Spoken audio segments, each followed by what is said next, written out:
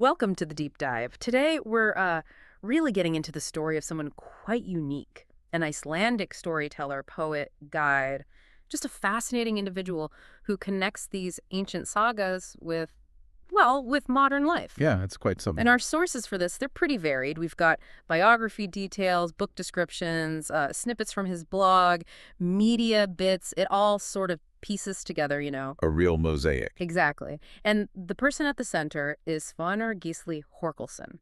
Our mission here, for you listening, is to explore how this lore keeper, he doesn't just hold on to the past. He brings it forward, offers this gift of knowledge. That phrase really captures it. It ties into his latest book, too, this idea of an elf emerging with ancient wisdom. It's quite evocative. And what's really striking, I think, is how Svanur activates that culture.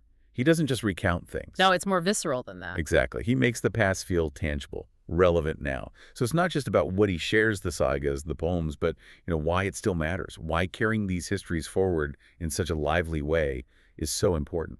Okay, so let's unpack that. Where did this journey actually begin for him? For Svanur Thorkelsson. Right. The origin story. His story starts February 12th, 1954, place called Kleifárvlir, a small farm in Mikla That's on the Snæfellsnes Peninsula, Western Iceland. Pretty dramatic place. Oh, definitely. Snæfellsnes is iconic. And his childhood, well, it wasn't some gentle pastoral scene. It was rooted in the tough realities of Icelandic farm life back then. Right, the real deal. He's talked about it, the sheep rounds, across that rugged land, dealing with the harsh weather, just the daily grind of a small holding. Hard work. Close connection to the elements. Totally. It was about manual labor, tight communities, and just this deep connection to nature, its power. That wasn't just scenery. It was like his first real education in what Iceland is. Yeah. His formal schooling, sure, that was Barnaskóli Keflavíkur, then Núpur in Dýrafjörður, but those early years on the farm, they really shaped him. That's such a key point, really. Those early rural experiences, they gave him this incredible grounding. It's not just book learning he has. No, it feels deeper. It is deeper. Yeah. It's this personal, almost instinctive understanding of the land, the people, the traditions, and it just permeates his storytelling. You can almost feel the wind he describes. Yeah. That authenticity, it adds so much depth, so much color to his anecdotes. It makes his take on the old texts feel lived in, not just recited. Lived in, I like that. Yeah. So from those deep roots, his creative side really took off. And in so many directions, he wasn't just absorbing, he started making things. Right, creating culture himself. His first poetry book, Shinar Agrosir, that's Thorns and Roses, that was way back in 1988, so an early sign of that lyrical side. And he wrote essays, articles for Icelandic papers, magazines, kind of carving out his voice as a commentator. And his blog, Svanur's Page of Icelandic Curiosities. Oh, it's a great resource. It really is. Little histories, quirky facts, notes from his travels, all with his unique style. Always engaging. But he's not just a writer. He's a performer through and through. He's written and directed plays, staged in Iceland and England, hosted radio shows. His voice became pretty familiar, TV specials too. Quite the range. But maybe the project that really shows this bridging of ancient and modern, the scholar and performer, in 2020, he did something pretty wild. Ah, the Beowulf Project. Exactly. The Times called it an unusual feat.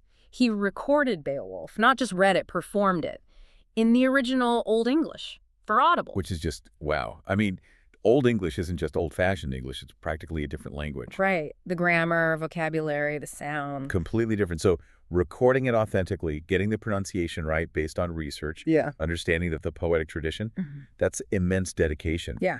But what really gets me is how he approached it. Not as some dusty old text you study, but as something meant to be heard, felt, performed, like a living oral tradition. He literally pulled it out of the library and put it into our ears. Breathing life into it. Yeah, exactly. Connecting the academic stuff with, human experience. Yeah. Making something ancient feel vital again. It's like he's reclaiming this lost performance art. And, speaking of bringing things to life, he also makes landscape speak. Literally. Through his guiding work. Right. Over 20 years as a professional guy, all over Iceland, obviously, with its saga-rich terrain, but also Greenland, Ireland, England, Israel, even South Africa. That's extensive. It really is. Expedition companies like Adventure Canada, they bill him straight up as a storyteller, poet, and bard. Which fits perfectly. It does. Because his specialty is making those myths, legends, sagas, making them palpable for people traveling through the places where they happened, bringing Iceland's identity to life. Making history immediate. Yeah, and he pops up everywhere. He was a Northern Lights expert for Greenland, Iceland, sharing the science, sure, but also the folklore, the wonder. And then there was the bizarre Reykjavik comedy walk he created and hosted back in 2016. Oh, I heard about that. It sounded like fun. Apparently it was. Super popular, kind of irreverent, mixing his sharp wit with Reykjavik's weirder history. Gay Iceland even gave it a shout-out for being so unique. That blend of humor and history is very him, isn't it? Totally. It's almost like he's this modern trickster figure using laughs to get at deeper truths. Yeah, you can picture it, right? Standing on some ordinary street corner, launching into this wild old story about hidden folk. Right. With the dramatic pauses. And then, bam, a dry joke about modern politics or something. It's that mix of, respecting the history but also having fun with it, winking at the audience. Keeps you hooked. Definitely. He's not just showing you stuff. He's pulling you into the city's soul, its stories, making it personal. And he's done bigger campaigns, too, promoting Iceland. He was in that AO of Iceland series in 2018. Oh, yeah. Featured on the Traveling in Iceland bit. And apparently joked about being famous as a background extra in Game of Thrones. Huh. That's brilliant. What a resume for a cultural ambassador. It really is. He gets that engagement is everything. Absolutely. And speaking of engagement and pulling things together, we have to talk about Elfworld.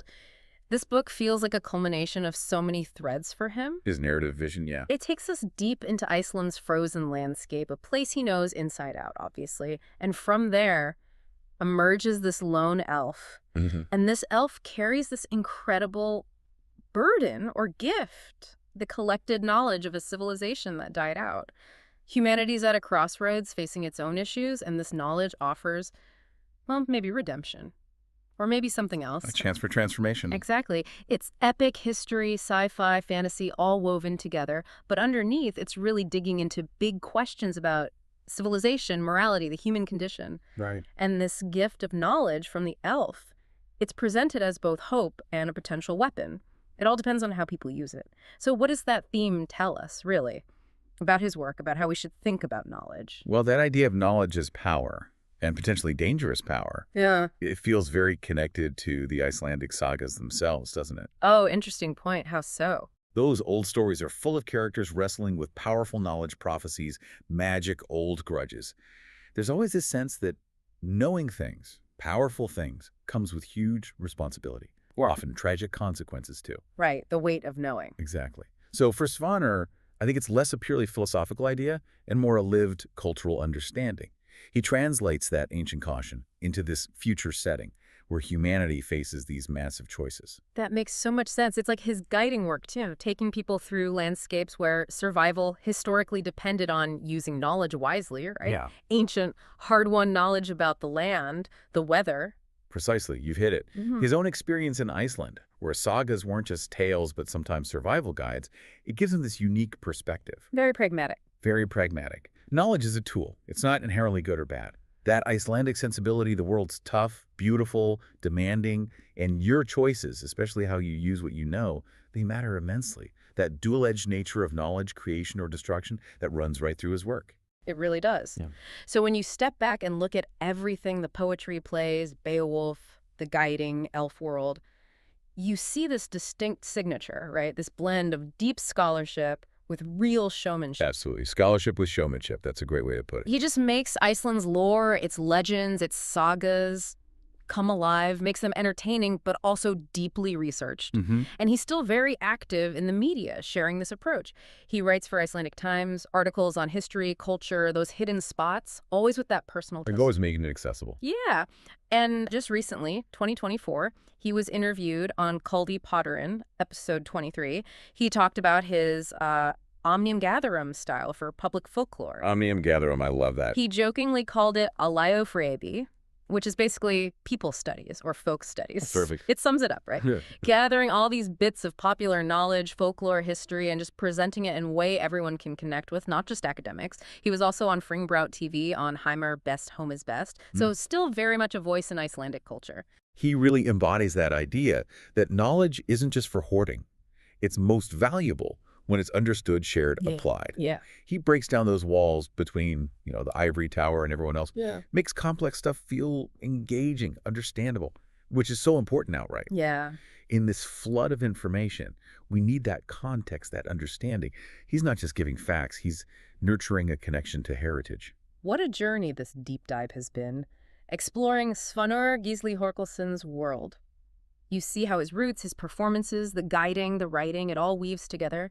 He really is this vital bridge between the ancient stories and how we understand things today. Living conduit for culture. Constantly reminding us that stories have power. Indeed. And thinking about his work connecting sagas to tours, ancient poems to audiobooks, folklore to fiction like Elfworld, it really makes you wonder, doesn't it? What other gifts of knowledge are buried in our own histories, our own cultures, waiting to be found? And maybe more importantly, when we find them, how will we choose to use them?